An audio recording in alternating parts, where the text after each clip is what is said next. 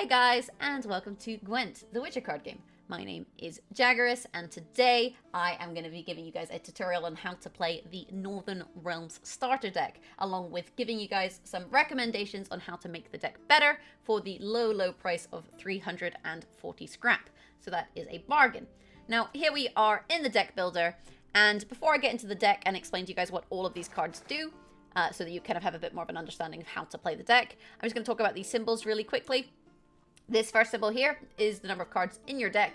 The minimum is 25, and I do recommend only running 25 cards because the more cards you have, the less powerful your deck tends to become and the less consistently you draw. If we take out Geralt of Rivia here, you can see it goes down to 24. Get a little X, says you don't have enough cards. We'll put him back in. This here is your unit cost, and there is a minimum number of units that you have to have in a deck. You can't just play a deck that's all spells. So if we take Geralt of Rivia out, it goes down to 23. Put it back in, up to 24. This last symbol here is your provisions. Now, provisions are kind of like a deck building cost, and it's used to kind of balance the game a little bit. Geralt of Rivia, you can see here, has 10 provisions. His value is 10, so if we take him out, that goes up to 35. We put him in, that goes down to 25. The number of provisions that you have available for deck building is based on your ability. So you have 150 base provisions plus whatever number we see here. So you can see this gives 15, 16, 17. They're all fairly similar, but it is just a way of balancing the abilities a little bit. Okay, so what's in the deck? Well, we have our leader ability, or our ability, and this is Inspired Zeal. This lets you boost an allied Northern Realms unit by 1 and give it Zeal. And you can do this 3 times. You don't have to do it all at once. You could do 1 in round 1, 1 in round 2, 1 in round 3. So you might be thinking, Jaggerous, what the heck is Zeal? Well, basically, there are some cards that have an ability that happens on an order. So an order ability means that when you play a unit onto the board, then they have to wait 1 turn before they're able to use that ability. However, if they have Zeal, you can trigger that order on the turn that you played the card. And the Northern Realms starter deck is a bit weird because it doesn't run very many cards with orders. The only really obvious target you have for Inspired Zeal is this Blue Stripe Commando. When you play Blue Stripe Commando onto the board, he has the order ability that doesn't immediately trigger because there's no Zeal, that he will summon the other copy of this from your deck, so thin it out of the deck and put it onto the board, right? Onto the row. So typically you'll play 1 Blue Stripe Commando, you'll use Inspired Zeal, you'll trigger the order ability on the turn that you played it, because this means your opponent can't kill the Blue Stripe Commando before you trigger it, and you'll get another one out of your deck. But other than that, there's not a whole lot of orders in the deck. I mean, Lyrian Arbalist does have one, but their ability isn't super great. So the leader is a little bit weird, and honestly, before you even play this deck, I would suggest going into your leaders, changing ability, and picking up something like Royal Inspiration. Royal Inspiration, it just allows you to boost an allied unit by 1 every other turn, because you've got cooldown 2. But immediately, you know, it does the same thing as the Inspired Zeal. The Inspired Zeal giving you that boost, but it's just meaning that you can do it more times per game. However, because we are playing the starter deck, this is a starter deck guide, we will stick with Inspired Zeal for now. Okay, so let's have a wee look at the cards and how they all synergize. We have our good friend Geralt of Rivia. Every starter deck has Geralt of Rivia in it. When you play it, you destroy an enemy with 9 or more power. However, if your opponent doesn't have a unit with 9 or more power, then this is worth a measly 3 points. So you want to be a little bit careful of making sure that you do find a target for Geralt. But also in the way that you play your units, be a little bit careful about making something 9 or above, because you're playing into that. We then have Nenneke. Nenneke already has Zeal, so you can see that giving it more Zeal isn't going to... You don't get double Zeal, that's not a thing. Now we have to play her on the ranged row. And when we do that, we can then use up to 4 charges, and each time we use a charge, we're going to boost the unit by 1. So we can use Nenneke to give other units 1 more power, which is pretty nice. Because what we can do with this power is we can use it on a couple different cards. We can use it on something like the Reinforced Trebuchet. These you play on the range row. Now, every allied turn on turn end, they damage a unit on the opposite range row by 1. However, if they are inspired, and inspired means that their ability is higher than their base ability, so if you can get this above 4, so you get it to 5 or above, then it's going to just damage units on either row. So if you boost this with Nenneke above 4, you'll see that this value will go green. That means that it's inspired, and it'll start damaging random units. But do make sure that you play this on the range row. Similarly, we have the Down Infantry. Whenever this unit receives a boost, damage a random enemy unit by 1. So if you play those Naneki boosts onto the Down Infantry, then what you're going to be doing is you're going to be boosting the unit by 1, gaining 1 value, and you'll also be damaging your opponent by 1, gaining another 1 value, which is pretty nice. And the Down Infantry works really well with the Temerian Drummer. This unit, every allied turn on turn end boosts the unit to the right by 1. So if you have a Down Infantry on the board and you play a Temerian Drummer to the left of it, then the Drummer is going to keep boosting the Tridam every turn, provided neither of them die, and then you're going to be getting 2 damage per turn, or 2 points per turn, 1 from a boost and 1 from a damage, which is pretty powerful. It makes a nice little, what we call an engine, which is a series of cards that gives you points every turn. Okay, then we have Doragure of Vol. This is a neutral card, and this allows us to lock a unit. So if you lock a unit, then the ability stops occurring. You disable the unit's ability. So if we locked the Down Infantry, then when it was boosted, it would no longer deal damage. If we locked the Trebuchet would stop shooting ranged units, or if it's inspired, any units. If we locked the Drummer is going to stop boosting the unit to its side. So that is a lock. We have Prince Stennis, who does different things depending on where you put him. If you put him on the melee row, you boost an ally unit by 4. If you put him on the range row, he boosts 4 ally units by 1. So if you have one unit you really want to protect, then you should put him on the range row and, use that 4-point boost to protect the unit. But just be a little bit wary. If your opponent has Geralt of Rivia and you boost too high, that could be a problem. If you put him on the range row, you can defend lots of units, which is nice. We then have Thunderbolt, which is a artifact. So you play it onto the board, but it doesn't give you any value in terms of a unit. So this is, you play it on the board and there's no points, but what you can do with this is you can boost an allied unit by 3, and you can do that twice. And that's really nice for things like boosting the Tridam, boosting the Trebuchet if you want to give it inspired, these kind of things. The other way you can boost these units is obviously with your leader ability. You give Zeal, but you also boost by 1. Okay, so although the Zeal not so useful, the boosting by 1 is useful. Okay, so that's one of those things to be aware of. Then we have Anna Strenga. Every allied turn on turn end, she boosts the unit to the right by 1. So you're like, well, isn't that what the Temerian does, the Drummer? And that is true. However, if you inspire her, so if you boost her above her base strength, then she boosts the unit to the left by 1 as well. So she's just like, hey guys, let's go, and boost them both. So this can be quite powerful depending on what you've got nearby. You can use this to synergize with the Tridam, is quite nice, but also just to protect things. Maybe like you want to boost up a Trebuchet to stop them from damaging it and stopping it from being inspired. That is a nice option. But you do have to then keep Anna inspired as well. We have Ronvid the Incessant. When you play him, he boosts himself by 5. And then on the next round, whenever you play a soldier, he'll get summoned from your graveyard to a random row. So soldiers are a tag, like the Blue Stripe Commander. We talked about him earlier. He is a soldier, for example. Temerian Drummer, also a soldier. Down Infantry, soldier. It's just a tag. So when you play one of these units, you get an extra 1 point. Next up, we have Siege Towers. When we play these, they gain Vitality for 3 turns. Vitality is when a unit boosts at the end of the turn by 1. So you play the tower, and then at the end of the turn, it boosts by 1. End of the next turn, it boosts by 1. End of the third turn, it boosts by 1, because you get 3 turns of Vitality. However, if you play this as a crew, which means you play it in between 2 soldiers, a good way of doing that is if you get the Blue Stripe Commandos thinned out of the deck, there's usually 2 soldiers next to each other. You can put this in between. And it means instead of waiting 3 turns to get that value, you're going to boost and you're going to get it instantly. We then have a Ballista, which damages an enemy unit by 1 when you play it, and then it has the order to damage an enemy unit by 2, which you can use your Inspired Zeal in order to trigger this and deal 3 damage in 1 turn. But it's kind of mediocre, It's not the most exciting thing ever, and considering if you boost something by 1, like a Trebuchet, you can make it inspired and deal damage every turn. You have to kind of think a little bit about this. Next up, we have the Siege Support. If we put this on the melee row, we will give 1 charge to an allied unit. For example, Naneki. If a unit says that it has charges, here, she says charge 4, then you can give it more charges. So that's something just to learn about. If you play it on the melee row, the range row, you'll boost an allied unit by 1, like your good friend the Down Infantry.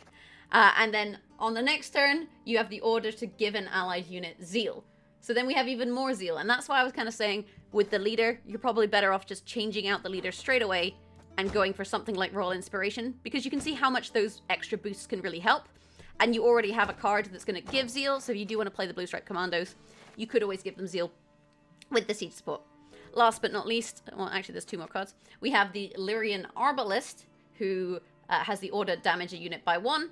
You gain 1 charge whenever you play a card with orders. So you can give this a charge with your siege support as well. This is another target for that.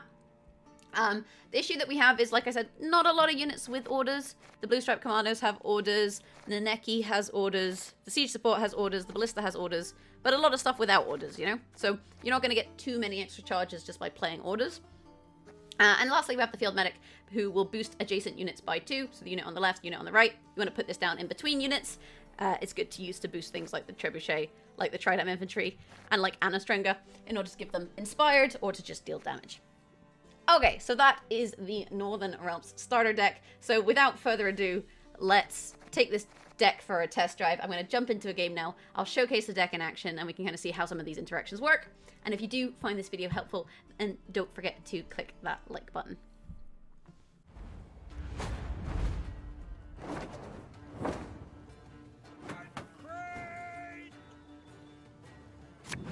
So here we are in the game, and the first thing you always want to do is just check what it is your opponent is up to. In this case, we're against Skellige, we're against Onslaught. They're going to be able to damage our units by 1. In terms of our mulligan, we don't want 2 Blue Stripe Commandos because we want to be able to thin these from our deck. We have 1 Down Infantry and 1 Temerian Drummer, and these guys are quite nice together. But other than that, the hand is looking quite bronze. I'm going to mulligan, I think, 1 of the siege towers because I feel like it'll be difficult to get crew for both of them. And by having double Drummer and double Temerian Infantry, that puts us in a pretty nice position. Okay, so they have played the Lacerate Longship. Whenever we play a unit, it's going to take 1 damage, unfortunately for us. But with that said, I think what I want to do here is I want to open up with the Thunderbolt, because by playing the Thunderbolt, this isn't a unit, so nothing takes damage, but it also does mean that we can boost up our Down Infantry straight away and try to keep them alive. So let's play the Thunderbolt potion here. As we're against Skellige, they don't have too much that, targets only things on melee row or only things on range row. Whereas, like we have the Trebuchet, which will target things on their range row. We don't have that problem in this matchup specifically. So I'm just going to play this here onto the board and get some units on the go. So we'll have to wait and see what our opponent chooses to play. They have played the Demon Light Longship. This goes on the range row, and it damages itself by 1 and an enemy unit by 1. So now what I think we are quite happy to do here is to play that Down Infantry. You can see he did get hit there, but if we boost him up, like so, he is now then going to shoot back. And it also means that our opponent can't easily remove it. Although if it has, say, an Alzur's Thunder, a Zap in hand, and the 1 damage from the boat, he will be able to kill it, but we have made it, just that little bit more difficult, which is quite good for us. So we'll have to wait and see what it is our opponent chooses to play next. What we're going to do, I think, is play that Temerian Drummer and slot it down in here. And he has damage a unit by 1, charge 3, Bloodthirst 2, gain zeal. So basically he can deal 3 damage is what this means. Plus the 1 damage on Demon is 4 damage. The Bloodthirst, that will trigger if my units are damaged, which is when their health is red. Green means that they're boosted, white means that they're normal. So here's a damaged unit, here's a boosted unit, here's a normal unit. And I think what we'll do here is we will... I'm wondering how much we are worried about this damage. If we're worried about this damage, what we should actually do is just play the siege support and then boost up the Tridam. We don't really need the zeal because we have nothing in the deck that we really want to give orders to particularly, or to give zeal to, sorry. So what we could do is just play this as kind of like a bait to kind of bait out some of the removal. So maybe what we'll do is we'll pop this down on the range row. Boost the Tridam, who's then going to damage a random enemy. He takes 1 damage, and then we'll end our turn. Because it may be that our opponent thinks that this could be a problem. If they think that the zeal is going to be a problem, they'll focus on killing the siege support rather than on killing the Tridam. And that is good for us. It also means that the Tridam, again, is becoming a little bit harder to kill. Although it does risk getting up to the Igni range. Igni range being 9 points of strength once it's 9 and above. Not Igni, sorry, Geralt. There is a card called Geralt Igni, so that's just throwing me slightly there. But Geralt of Rivia, he does kill a unit with at least 9 strength. So if we get this to 9 strength, we're going to have a slight problem. So he's used his leader ability there to deal 1 damage.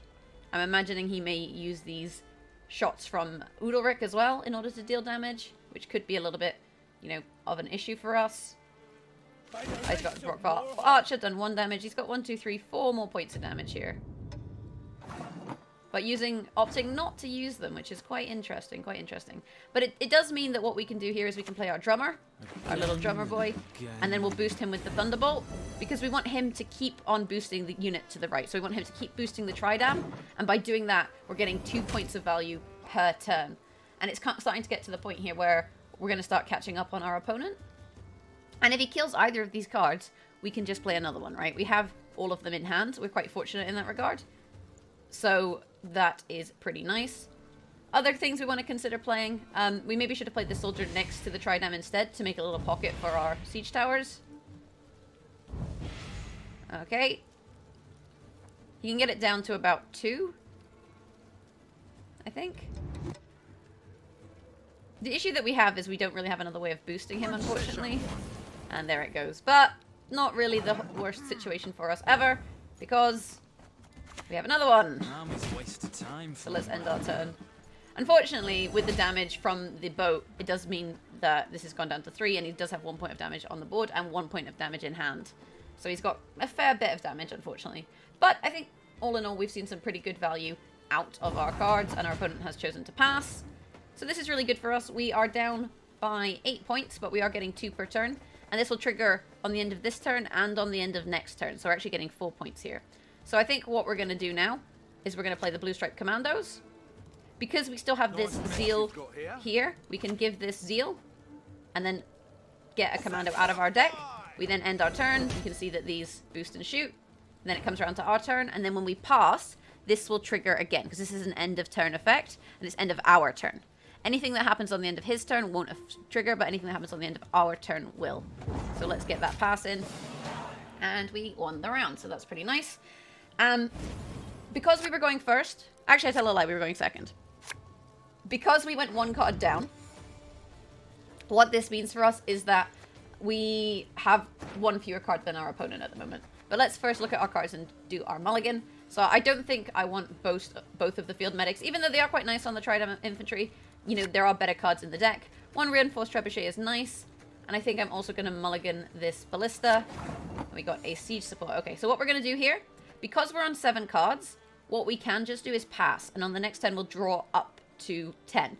If we had more than 7 cards, I would say play some of our weaker cards, because otherwise we don't get to draw as many cards. However, if you say passed and you were on 8 cards or 9 cards, the cards that you don't draw do turn into extra mulligans. So you do get to cycle your cards a little bit more. But 7 cards, this is a nice spot for us to just pass. We like a longer round with this deck because we have lots of kind of synergistic cards. And because we have all of these synergistic cards, we want to be able to set them up and have them see some play. So for us, I think the pass here is nice. But with other decks, you can opt to try and get your opponent to play more cards. And as long as you can stay ahead of them in value, what that will do is that will allow you to bleed them. But it is a risky play. We did that in the Monsters deck guide. So if you want to check out how that kind of works out, if you check out the Monsters guide, that's going to help you. I'm going to mulligan 1 of my siege towers. We got 2 trebuchets, so a couple engines here, which is nice. We also have a siege support, which is pretty good. The siege tower is not bad, but it's not the best card. Like, a lot of these are, work better together, right? So I think what we'll do is we'll mulligan the siege tower. Oh, and we got Neneke, who is a lovely little card. Okay, so he's played relatively, innocuously so far. And I think what I'm going to do here... we have a couple options, but I think what I'm going to do is I'm just going to play the Reinforced Trebuchet. And the thing is, I don't really need to give Zeal to things in this deck, right? So mostly what we're doing with our leader here is we're going to use it for a 1-point boost.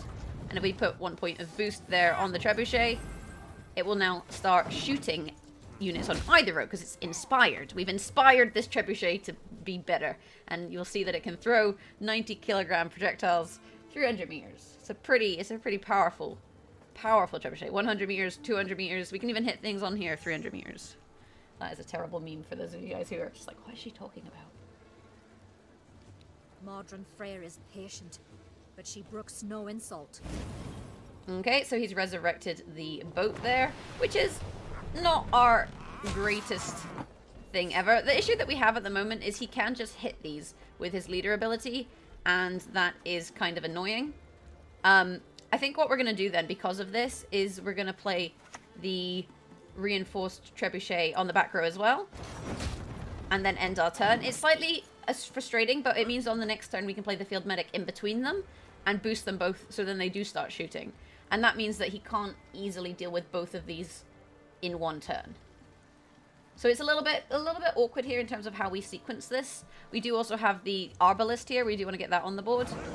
Okay, he's opted to play another bear, so let's get that field medic. And you'll notice our opponent is playing only on the front of the board. The Ancrate Longship did just kill the field medic, but it doesn't really matter for us that that happened, because we do have this nice little engine on the go. The little engine that could. He does have his leader, so he can damage this and stop it from triggering every turn, which is a little bit frustrating. Actually, what we could do is we could just lock the boat. It depends if we think he's going to play more cards that have engine abilities. And there's his lock on our Trebuchet. He's pinged the other one, which is smart enough. So I think what I'm going to do actually now is I'm just going to lock his boat so that we don't keep getting hits, because it's giving him enough value to stop things from being inspired, and that's kind of bad for us. So what I think we'll look to do next is maybe get the Down Infantry on the board and then just boost it by 1 with our leader in order to give it a little bit more survivability. If we did have Lacerate in this deck, this is the situation where then we start to see value with it because he's stacking the row, and that is quite good. But unfortunately for us with this matchup, his leader having that 1 damage every other turn is a little bit, you know, tricky for us. It's a little bit tricky. So, I think what we'll do for now, we could play the Lyrian Arbalist. I mean, he's nice because every time we play a unit with orders, he gains charges, but we don't actually have that many order units in this deck, so he's not the greatest of cards ever. So I think what I'm going to do here, I'm going to pop that Tridam down, and I'm going to boost him up just once with the leader. Make him a little bit harder to kill, get that extra damage out, and then on the next turn it means we can play the field medic in between, and that is quite a nice little play. Alternatively, what we actually might do is we'll play Anna Strenga in between, and then if we boost her and she's inspired, she's going to boost both adjacents every turn, which is pretty good for this little combo. So that's what we'll look to do here if our opponent can't handle the Tridam. It's a Tridam tested strategy. Oof. So there is a Lacerate, which is not like the greatest thing we would want to see, but at the same time could be worse. He has used his leader there, which means that Anna at least will have 1 more turn of boosting before she gets hurt. She's going to boost both the adjacents, and every time we boost this, it's going to deal damage. Hopefully we can get this boosted up enough as well, such that we start to cause trouble for our opponent. If we can get this to 5, then it means that it's going to start shooting him, which is quite good. Okay, and he's been able to deal damage there to the Anna, but what we can do now is we can play Neneki in the range row, and we can give boosts to different units. So we're kind of like Oprah now. It's like, you get a boost. But we're actually going to put 3 of them here on Anna in order to boost her up, and then we're going to put 1 on the Trebuchet, so that then Anna boosts up the Trebuchet, and then both of these will shoot, which is quite a nice little play. So we've managed to get everyone nice and boosted, and now our opponent's going to start to have a really hard time with the current state of the board in terms of units, because he keeps removing this inspired tag, which is definitely very smart. I totally respect the decision. I think it's quite clever. However, because we have so many different boosty units in hand, it looks like we should be okay.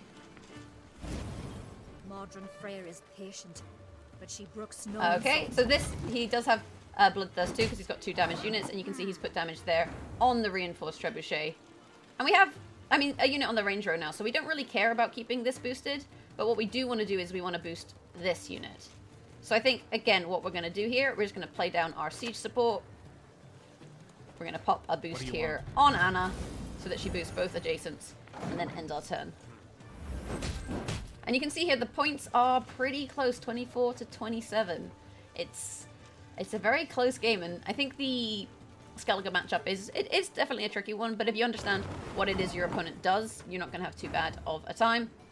So now we can play the Lyrian Arbalist. We could play the Field Medic, but we don't need to boost these too much at the moment. So what I'm just going to do is pop down that Arbalist there on the front row.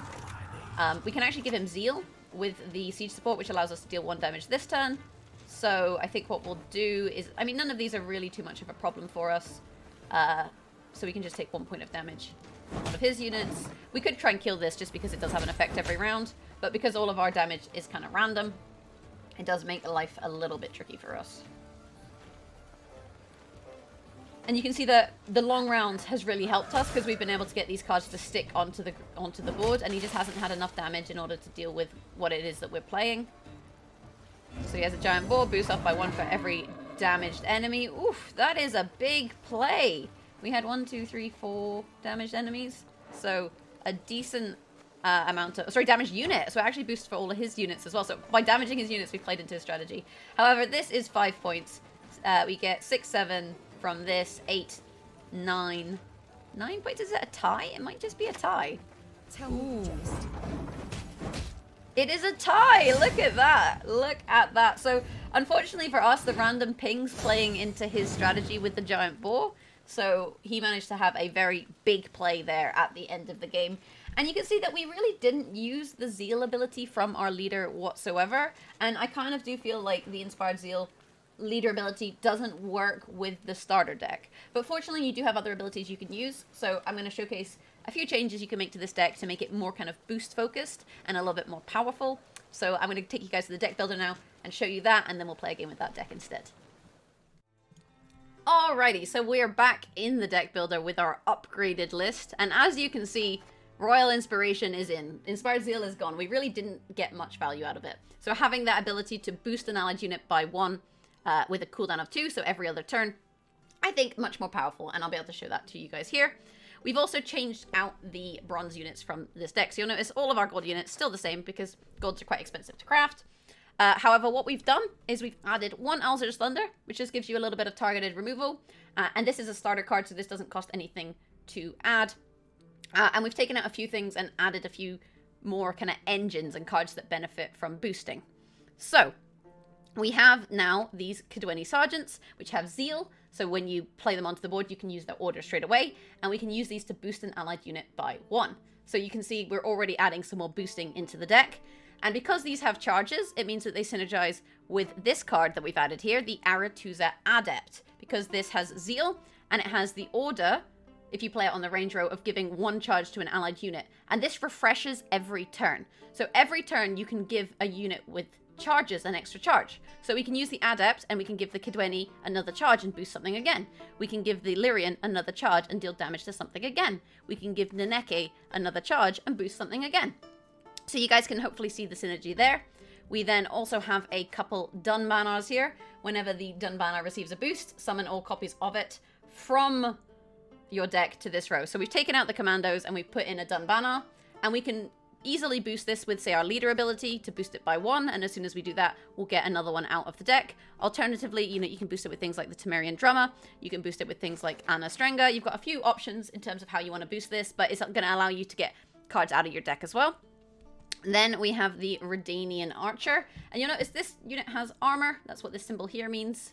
And what the armor does is, actually I think my face is in the way, but what the armor does is it blocks incoming damage. Oops, wrong card. So this guy, he has 2 armor, and so if someone hits him for 2, he's not going to take any damage, but he will lose his armor. While he has armor, every turn he can damage an enemy unit by 1, right? He gains a charge, but these charges do stack, right? So if you don't use a charge, on the next turn you'll have 2 charges, provided the unit has armor. Because Barricade, you trigger the ability if the unit has armor, so if they take the armor off, then that's going to stop happening. So, play this on the range row, you get 1 shot, which you can use or you can save, because you can save charges, and as long as this unit has armor, it's going to be gaining more charges every turn. It will be a little bit clearer when we actually play it. It seems a little bit overwhelming, and I totally get that, but I will say that it is pretty powerful. Yep, so those are the changes that I've made to the deck to make it a little bit more powerful and a little bit more synergistic with this whole boosting strategy. So let's get into a game of Gwent now, and I'll play this deck and show you guys just how much better it is than the original Northern Realms starter list. And all these changes in terms of scrap, it's only going to cost you 340 scrap to make this list as a new player compared to the starter list. So I would say it's pretty good.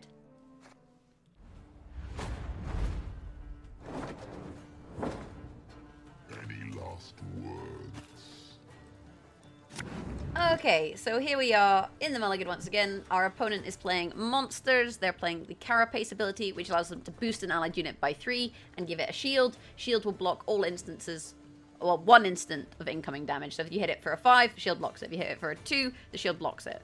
So 1 instance of damage, basically. In terms of the hand, we have 2 reinforced trebuchets, which is quite nice. We have a archer, which is nice. We've got a Temerian drummer, but we don't have any tridams. I think what I want to mulligan here is I want to mulligan the siege tower, and there's a tridam, which is quite nice. And monsters doesn't have too many engines, so I think we could probably get away with mulligan the Alzur's Thunder. If we had 2 Dun Banner, we would want to mulligan one of those, so that's worth being aware of. And our opponent has played some Neckers on the front row. These have Thrive, which means every time our opponent plays an ability, plays a unit that is stronger than its current value, this will boost by 1. So if he played like a 2, a 3, a 4, any of those kind of values, these guys are going to go up to 2. And then the next time, if he plays anything above a 2, they'll go up to 3. If he plays anything above a 3, and so on. And what we can do here, which is really nice, is we can play that Reinforced Trebuchet straight away, and then use that Royal Inspiration to boost it up, like so. And this means that it'll shoot units on either row. So we can immediately kill one of those Neckers and deny the value there. Unfortunately for us, we do see the Arcaspore come down and it's damaged our Trebuchet, which means our Trebuchet is going to be a little bit more difficult to play. But we do have our good friend Temerian Drummer here. And we can currently just play the Temerian Drummer next to the Trebuchet. And he'll start to heal it right back up. And then once this gets inspired, again, we can play the Down Infantry. So we have some nice options here. And we're lucky that the Griffin destroys an allied unit on the row. And the Arcaspore, when it dies as a Death Wish, where it re-triggers the deploy ability of damaging a random enemy by 2. And the random enemy that got hit there was the Temerian Drummer. So that's quite good. What this does mean we can do here, though, is we can put down the Down Infantry next to the Drummer. And because our leader ability has then, the cooldown has run out, we can then use this to boost the Trebuchet. Like so, and then we should start shooting our opponent full of holes. Unfortunately, hitting the Necker, every time you damage the Necker, it gives them more value in Thrive. But if we can kill the Necker, ultimately that is good. So there's like pros and cons to this sort of situation. So we got a nice couple engines on the board here. I'm quite happy with the current state of things, all things considered. I do want to play, I think, the Lyrian Arbalist next, just to get that engine on the board there. He should get boosted up to 3 on the next turn, which is quite nice. And I think, you know, if the Down Infantry dies, then the Down Infantry dies. It's just one of those things that unfortunately will happen. Let's play our Lyrian Arbalist down now. And then this means that we can damage a unit by 1. And then whenever we play a card with orders, like the Redanian Archer, for example, or Naneki, then they will, you know, will get an extra shot, basically. Okay, and he's managed there to kill that Tridam, which is, you know, pretty good for him. The reason that this happened is he's played this Wild Hunt Hound, and this damages an enemy by 1, but if you have Dominance, which means it's the biggest unit on his side of the board, which it is, there's an 8, then he gets 3 damage instead, which is, for him, I would say, you know, pretty nice. What I think I want to do for now, though, is I'm going to slot the Trebuchet in next to my good friend here. I want to boost him up by 1 so that he's less likely to die, because he's going to boost the Trebuchet anyway, and then I'm going to shoot my opponent there to try and weaken them. And the way that these abilities resolve, you'll notice, is it goes left to right across the row, and it goes front row and then back row. So first the Lyrian boosted, then the Reinforced Trebuchet shot, then the other Reinforced Trebuchet shot. Okay, so we can see our opponent is able here to get some cards out of their deck because they have the Wild Hunt Riders. These, you play one and it pulls the other one out of your deck if that is the tallest unit. But what we can do here a little bit tactically is we can put this Dun Banner here next to the Tridam. And although our leader is on cooldown, he's just been boosted by our friend the Drummer. And that has allowed us to get the other Dun Banner out of the deck. And now we're actually ahead of our opponent on even cards. We have the same number of cards as our opponent, but we have more points, which means if they pass, we get into a situation where we can choose to play cards into the second round without getting card disadvantage, which is where we have fewer cards than them. Alternatively, we can just pass in the second round, then they would have to play another card, and then because they have to play another card, we would then also get ahead like that. So this is a pretty nice scenario. The only thing that I'm a little bit worried about is we do have a very stacked row, so if there's a Lacerate, then that is going to be kind of bad for us. I think what we'll do, though, for now, if we want to stay ahead, I mean, we've got 2 points of damage, 3 with a boost. So we're on 26. So we could just play the Redanian Archer here. And in playing that, get ahead. We do have a boost here, and I think we do want to use it at the moment. There's nothing in our hand we want to save the boost for, because we're not looking to play Anna this turn. So let's start shooting down our opponent's dominance units to try and deny that here. Unfortunately, we have 5s, they have 5s. We could have boosted one of the 5s, actually, to deny the dominance, and maybe that would have been a little bit smarter. I was a little bit worried, because they have all these Wild Hunt units, if he has a Wild Hunt Warrior. There you go, he's going to be able to kill something. Wild Hunt Warrior does damage based on the number of Wild Hunt units on the boards, and he has 5. So not our greatest situation ever. With that said, I think we can just play Runvid now. It'll put us ahead of our opponent. Then we also have 1 point of damage here, which I'm going to use to, again, try and hurt his dominance units. And we'll kind of continue to shoot our opponent full of holes. And there's the pass on even cards, which is what we like to see. Because what it means is we've done here is we've had a long round, so we've got lots of value out of things like the drummer, like the Trebuchet. But now we're going into this round. What I'm going to look to do is just pass. But first I want to make sure that my hand is as good as it can be for the next round. So we've got a couple engines here. You know, these work together. We've got some boosts, which is really nice. I'm going to get rid of the Siege Tower. We have the Aretuza Adept, and we can actually use the Aretuza Adept to give charges to Neneki, because Neneki is a unit with charges, so we can synergize there. So, I mean, there are some other cards that are quite nice in the deck, but all in all, I think this hand is actually pretty okay. So I'm just going to stick with the hand. And then what I'm going to look to do here is just pass. And by passing, our opponent has to play a card. So they played a Wild Hunt Navigator, which is fair enough. It's not a very high power bronze card. But it means that going into the next round, we have 5 cards, they have 4 cards, which is really good for us.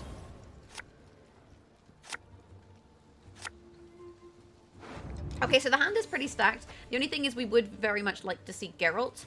I think I'm going to mulligan one of my Aretuza Adepts. We have 2 units with charges, so this is a little bit maybe excessive. The Siege Tower is not great, and we got Dorgare, which is the lock, but we would have really liked to see Geralt in this matchup, just because it's likely that our opponent's going to have a tall unit. Okay, so we do see the Neckers go down there, and what we can do here is we can actually just kill one of these, because we have the Redanian Archer, which has Zeal. We could play that and then ping one. The other thing we can do, which I think is also quite nice, is we could play the Down Infantry. Ooh, interesting. Okay, so he's put a shield on one. He's a little bit worried about them dying. But then, I think it's a risky play, honestly.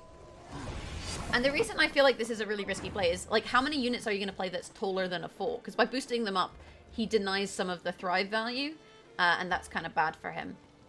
So I think what we'll do to start is maybe just play our Redanian Archer, which then thins Ronvid. Will then, I mean, this has charges, but and it gains charges every turn, so we don't actually have to use this damage now, because if we hit this, it's just going to remove a shield. So what we can do is just end the turn, and then we get another charge. So this means that we can deal 2 damage to something else later.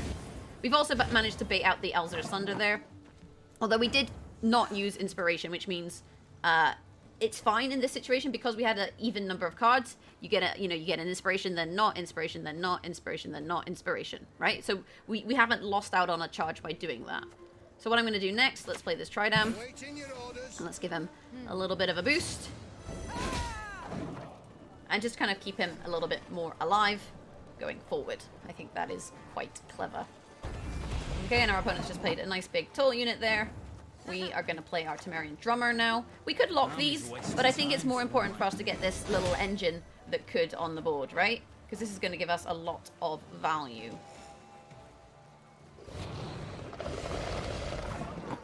Okay, so now what I want to do here, we do have one more charge on our leader, although I'm a little bit worried about Geralt. That is worth being said. What I think I want to do is I want to play Neneki. So this is currently a 6. It's going to get a boost here, a 7. I mean, we could just go full value. Should we just go full value? I think I'm just going to go full value. Like, he's likely to kill the Tridam anyway, but by doing this, what we're doing is we're getting a lot of value from the boosts. Each of those boosts is then, you know, worth 2. And if he doesn't have Geralt, this is quite smart. If they do have Geralt, you know, we have played into it, but I think sometimes that's a risk that you got to take in terms of the strategy. So we'll kind of wait and see what happens.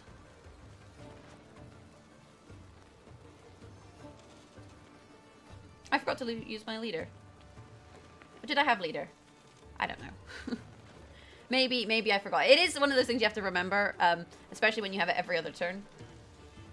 Okay, so they're playing Osriel. They're going to eat something from the graveyard. And because they didn't have that many big units in the graveyard, they've consumed one already with Ghoul. So not exactly where they want to be. So what I'm going to do now is we're going to play Anna Strenga next to the Tridam and next to Naneki and then boost this. So now the Tridam is going to get boosted by Anna and it's going to get boosted by the Temerian. And each of those times it's going to deal damage. So even if they do end up killing the Tridam infantry, we're still getting 1 point per turn from both of these boosts because of the damage. So it's not necessarily the worst case scenario. So we got to play the Aretuza on the range row. As you wish. We can use her to give a charge to Naneki. We can use Naneki to give a charge to the Tridam. We can use Tridam to deal damage to our opponent. And get some more points of damage. And, oh, you know, if it's a big Geralt, it's a big Geralt, but they're deciding. Opponent is deciding usually means not a Geralt. It's a Ghoul. So taking this risk with the Tridam really has paid off for us. And we have 2 more cards than our opponent, and we're still kind of ahead, you know? But let's just see exactly how many points there are to be had with this list. So we can play this. We can play this on the melee row and just boost something by 4. It's up to you. Like, sometimes if you want to protect things, then you don't want to do that. But as it is, we can do this. And you'll notice that a boost of 4 only leads to 1 shot. So it's 1 shot per boost, regardless of how many points the boost is. And we could have locked a Necker, but it turns out they weren't really too problematic. And that is a devastating loss for monsters. So you can see this deck against the monster starter deck really has quite a strong advantage. It is a very powerful list. So we've definitely, I think, made the list a little bit stronger. And I think against Skellige as well, you would have had more luck in that regard. So that is one of the ways that you can improve the starter list. It's relatively inexpensive, but you may be thinking, hey, Jaggerous, you know, where do I go from here? You know, I've improved my starter list. I've made it better. Now what do I do? And there's a few different cards I think that are worth kind of considering going forward with Northern Realms. I'm going to suggest some purples, some epics. I'm going to suggest some legendaries, some golds. So the first one that works really nicely in this list is Visigurd. Visigurd has formation, which means if you play him on the front row, the melee row, he gets Zeal. Zeal meaning that you can use his order immediately, so you can start dealing damage. If you play him on the back row, boost himself by 1. And when you play him, you gain charges equal to the number of boosted allied units. So if you're using things like Naneki, like Anna, like the drummer to boost lots of different units, then you can get a lot of charges. And then you can use all of those charges on the turn that you play him. If you play him on the front row, he also has 1 charge just in and of himself. So Visigurd really works nicely in this sort of list. You also have your Royal Inspiration to target different units. So you can just spread the boosts out and in a long round finish off with a Visigurd, and it's a very nice play. Another card that's quite nice here is the Botchling. You may know this from Witcher 3. Every allied turn on turn end, damage the highest enemy unit by 1. So this is like a nice little engine. You play him down. He's so cute. And every turn he damages the highest enemy by 1. But the thing is, if your opponent tries to like damage this, for example, or lock it, you can... Okay, if they lock it, it's locked. But if they damage it, or they put, say, bleeding on it or something without killing it, then you can transform it, and it goes from being, say, a 2-strength Botchling into a 5-strength Lubberkin. And he's a lubber, he's not a fighter, so every allied turn on turn end, he will boost your lowest ally. So then you have more boosting, which works quite well with your strategy. And then if they damage the Lubberkin, you can transform it back. So this is a nice weak card there. In terms of some legendaries, there's a few that work very nicely in this list. We have Prince Anses. Oops. There he is. Prince Anses. He has formation again, so if you play him on the front row, then you can damage an enemy unit by 4 straight away. If you play him on the back row, he will get boosted by 1.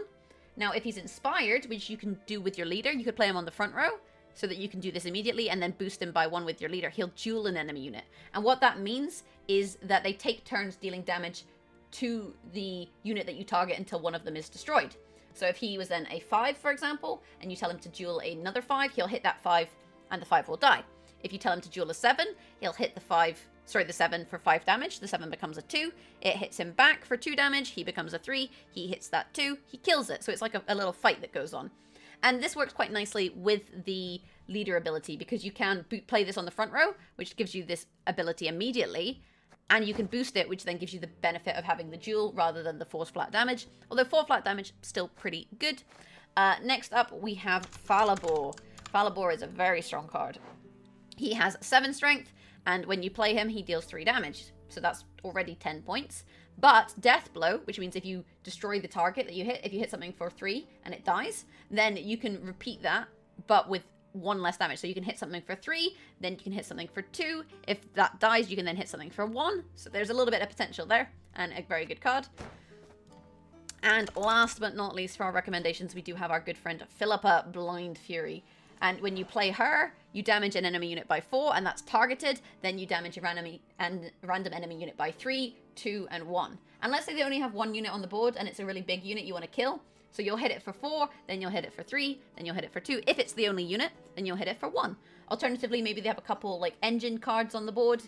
You know how, as we did, we had like the drummer and the tridam. If they had both of those, with the random damage, you're likely to be able to kill both of those in 1 turn. But these cards are quite expensive to craft. And I think we've managed to upgrade the deck here without spending too much, which is quite nice. So those are my recommendations for, you know, some of the cards you could add to this deck going forward, or just to any Northern Realms deck. They're pretty powerful cards.